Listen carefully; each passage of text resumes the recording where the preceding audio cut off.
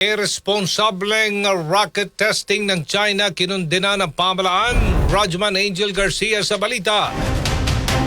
Maring kinukundina ni National Security Advisor Secretary Eduardo Anyo ang anyay irresponsableng testing ng Long March 12 rocket ng China na nagdulot ng matinding alarma at panganib sa mga residente ng Palawan. Ayon kay Anyo na siya ring Director General ng National Security Council, malalakas na pagsabog mula sa paglulunsad ng rocket ng China ang nagdulot ng takot sa mga residente ng Puerto Princesa at iba pang mga bayan lalo na sa mga baybaying barangay. Anya, ilang residente ay nakakita ng tila fireball na dumaan sa kalangitan bago ito sumabog at yumanig sa lupa. Bagamat walang naiulat na nasaktan o nasira mga ari-arian, iginit ni Anyo na ang mga bumagsak na debris mula sa rocket ay malinaw na banta sa kalupaan, sasakyan dagat, eroplano, mga mangingisda at iba pang sasakyan maaaring dumaan sa drop zone. Dinagdag pa nito na posible ring lumutang ang inang bahagi ng debris at mapadpad sa kalapit na baybayin. Sa ngayon, sinabi ni Anyo na nakadeploy na ang mga surface at aerial asset ng gobyerno upang hanapin ang mga posibleng debris na kaugnay ng pagsabog mula sa paglulunsad ng Chinese rocket mula sa Hainan Island. Mahigpit naman itong paalala na ipinagbabawal ang pagkuha o paglapit sa mga debris na maaaring naglalaman ng toxic fuel residue. Kasama mo sa DZXL Arm and Manila, Rajman Angel Garcia, Tatak, RMN.